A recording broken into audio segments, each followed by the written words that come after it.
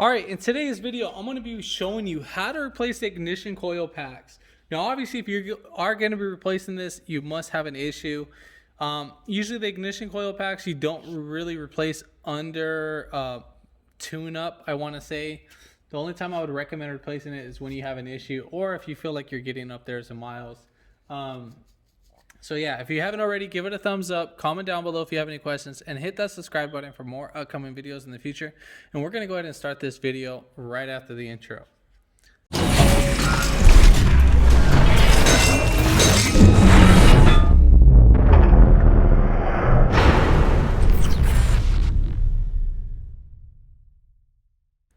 All right, so first things first, what you are really going to be needing for this job is going to be a 10 millimeter. This will help you save a couple $100s for this. So we're going to go ahead and take off our engine cover. So we have 1, 2 10 millimeter bolts. So we'll take that off. Lift up this cover, move it out the way. Now we have access to our 4 ignition coil packs. So we have 1, 2, 3, and 4. And then those ignition coil packs are being held down by 10 millimeter bolts. So 1, 2, 3, 4 10 millimeter bolts again. So we're going to go ahead and take those off.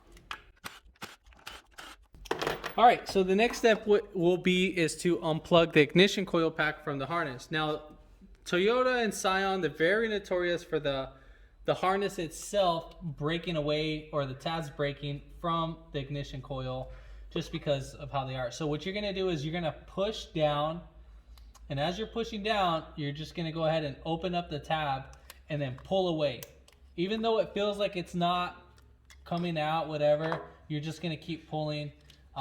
You'll kind of see visually once the tab lifts off, and then it'll clip out as you pull them out and so forth. So it'll have a semi-resistance.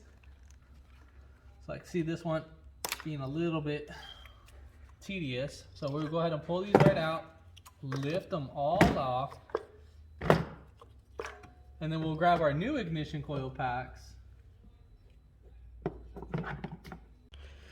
All right, so we got our new ignition coils. So here they are. We're gonna go ahead and just slap them right in.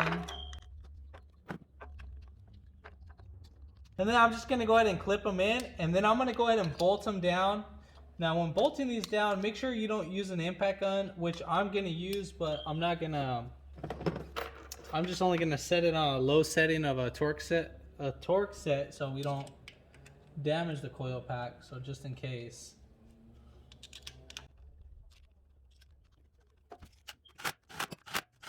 Then we're gonna put back on our cover.